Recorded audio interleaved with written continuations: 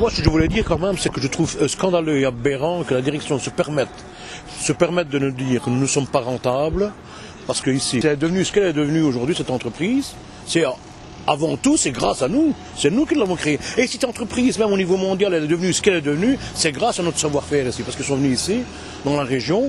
N'oublions pas quand même que Charleroi, et pas Charleroi, mais la Belgique, elle a un savoir-faire industriel de plus de 150 ans quand même. Et ils continuent à pomper le savoir-faire. Bien sûr, on te paye un salaire. Mais un salaire de quoi? Par rapport au vrai savoir, au vrai plus qu'on apporte au produit, des nouvelles productions.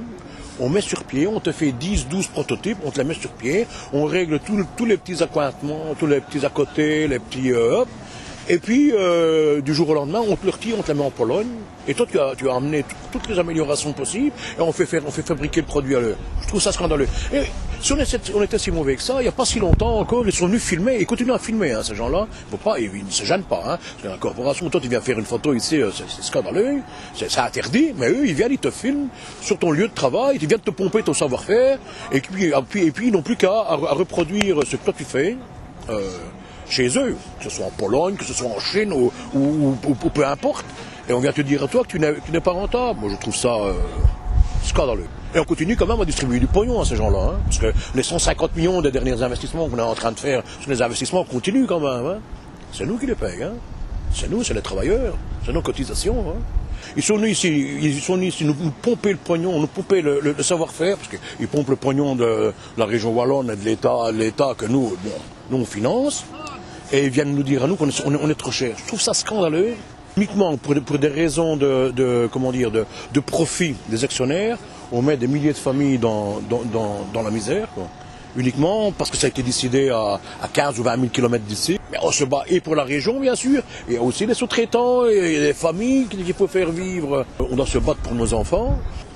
La réaction des travailleurs. Je trouve qu'aujourd'hui c'est exceptionnel, c'est bien, il y a une journée d'action, mais je pense qu'il ne faudra pas en rester là. Hein. C'est des gangsters ces mecs-là. Hein. Ils n'ont pas de foi ni de loi. Hein. Ces gens-là, c'est pas eux, c'est le profit, point barre. Demain tu n'es pas là, on te vire, on prend un autre. Hein. En 73, on se battait même pour un bon de sortie, pour un demi-jour de congé, il fallait aller devant la direction, quémander un demi-jour de congé qui t'appartenait, tu devais aller te battre pour. On a fait des journées, on a dormi ici, là, sur le parking, ici dehors, des journées entières, hein, on s'est battu pour des centimes, des virgules, hein, c'est incroyable. Jamais ils t'ont lâché quoi que ce soit. Moi, je pense, à part l'excitation des premiers jours, des 2-3 premiers jours où tu as vu les politiciens monter tous au créneau, je ne les vois pas aujourd'hui. Hein. Tu ne les vois pas, hein. Tu n'entends pas, il n'y a aucun son de cloche qui vient, tu n'as pas de soutien politique, même au niveau de la région. Hein. Je ne parle pas, même au niveau du PS, hein, le fameux président du Parti Socialiste, aujourd'hui, qui est le bourgmestre de Charleroi, à part ces grandes déclarations qu'il a fait au début qu'on allait essayer de maintenir l'outil, j'ai plus rien entendu. Hein. Aujourd'hui, avec 14 ans d'années d'ancienneté, dont 13 ans de nuit, d'avoir donné toute possibilité, en fait, ici on travaille du matin, d'après-midi, de nuit, on a travaillé du week-end, des pauses tournantes, enfin on a tout donné aujourd'hui. Et aujourd'hui, on a un sentiment vraiment d'injustice de virer les gens comme ça du jour au lendemain pour soi-disant problème de coût. Et encore une fois, aujourd'hui, les actionnaires s'en mettent pas les poches. J'ai vu un peu les prévisions parce que je m'intéresse un peu à Internet et quand on annonce 9 € par action de return alors que justement on ne vend plus de machines comme eux le disent et on arrive à faire 9 € par action. Je pense quand même qu'il y a un sentiment d'injustice et non seulement pour moi qui ai 14 ans d'ancienneté mais encore plus des gens qui sont ici depuis 30 ans, qui ont fait toute leur carrière, qui ont donné toute leur vie pour l'usine et aujourd'hui on leur dit voilà vous coûtez trop cher, vous devez partir et ça c'est inacceptable. Le plus grand sentiment de colère c'est que Caterpillar Gosselies a toujours été un pion majeur dans la société Caterpillar. Quand ils sont arrivés sur Gosselies dans les années en 65, si je ne me trompe, en fin de compte, on avait déjà 200 ans d'industrie ici à Gosselies. Donc aujourd'hui, quand on voit la richesse de Caterpillar et leur force financière, en partie, les gens de la région de Charleroi en sont pour quelque chose. Donc aujourd'hui, en fait, tout part un peu d'ici. On vient nous copier et du jour au lendemain, on nous jette comme des serviettes. Et ça, c'est pas acceptable dans un monde des ouvriers. On ne peut pas tolérer ça. Moi, ce que je veux, c'est que demain, ce qui se passe aujourd'hui ici, serve à quelque chose. Il faut une loi, comme la loi Renault, une loi Caterpillar, une loi Arcelor, une loi, je ne sais pas, peu importe, mais quelque chose qui fasse que justement, on ne peut plus licencier des ouvriers comme ça du jour au lendemain pour juste à un moment donné, pour s'en mettre plus dans les poches. C'est inacceptable. Moi, j'attends aujourd'hui du monde politique vraiment un geste fort. Parce qu'il y en a marre d'entendre, oui, mais c'est l'Europe, oui, mais c'est la droite. Non, aujourd'hui, nous, on veut que les partis politiques se positionnent et nous montrent réellement leur vrai visage. Soit ils nous le montrent, on les suit, ou ils ne le montrent pas, alors à ce moment-là, je pense qu'il va falloir trouver une alternative. Et l'alternative, on la connaît un peu. Et je remercie autant le PTB d'être aussi présent près de nous.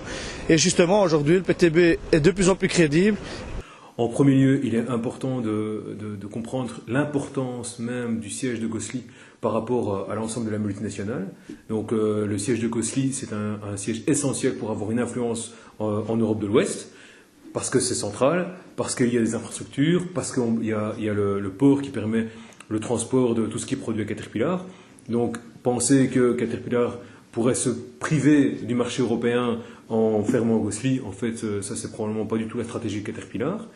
Second élément, c'est que de manière beaucoup plus fondamentale, en fait, il est probable que la stratégie de Caterpillar n'est pas la fermeture. Donc, certains politiciens, Chastel, Marcourt ou d'autres, ont évoqué un scénario en 2 temps qui serait un scénario de fermeture. Mais en fait, quand on creuse un petit peu les raisons pour lesquelles Caterpillar a été créé à Gosselies, la plupart de ces raisons sont toujours valables aujourd'hui. La question d'avoir une classe ouvrière qui est formée, la question d'être centrale sur le plan de la géographie, la question d'avoir des transports faciles d'accès, la question d'avoir aussi des facilités fiscales et des subsides. Tout ça, ça reste une réalité en Belgique. Donc, en fait, si on doit se poser la question pourquoi Caterpillar impose un tel plan anti-industriel, comme le dit très justement le syndicat, c'est surtout en fait pour détruire les acquis des travailleurs, pour détruire tout ce qu'ils ont construit pendant 47 ans de lutte sociale, et pour créer un précédent, aussi bien pour l'ensemble du groupe que pour l'ensemble de l'industrie en Belgique. Donc un précédent où on aurait une entreprise de grande envergure, avec des centaines, des milliers de travailleurs, qui travailleraient un petit peu comme travaillent les travailleurs japonais pour le moment, quoi. Donc c'est plutôt ça la stratégie qui est poursuivie. Et alors un dernier élément, c'est que je pense que le temps travaille pour les travailleurs de Caterpillar Gosselies, puisque quand le plan social a été, le plan anti-industriel plutôt a été imposé, Caterpillar disposait au niveau mondial d'un stock de 3 milliards de dollars de machines qui étaient produites.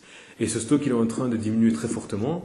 Maintenant il ne reste probablement que 500 millions de dollars de ce stock-là. Et donc ce stock aurait permis effectivement à Caterpillar d'attendre que les travailleurs se fatiguent. Maintenant, c'est le contraire qui va se passer. De plus en plus, Caterpillar va avoir besoin que la production aille au maximum pour satisfaire une série de besoins, une série de marchés, notamment les marchés émergents en Chine, les marchés émergents en Amérique du Sud, mais même les marchés européens. Et donc dans ce sens-là, de plus en plus, plus le temps passe, plus les travailleurs de Caterpillar ont un levier de pression qui est assez impressionnant. Et donc je pense qu'ils ont bien compris, et c'est la preuve de la grève d'aujourd'hui, ils ont bien compris qu'ils devaient se servir de ce levier pour opter pour le retrait du plan et pour sauvegarder les acquis des travailleurs.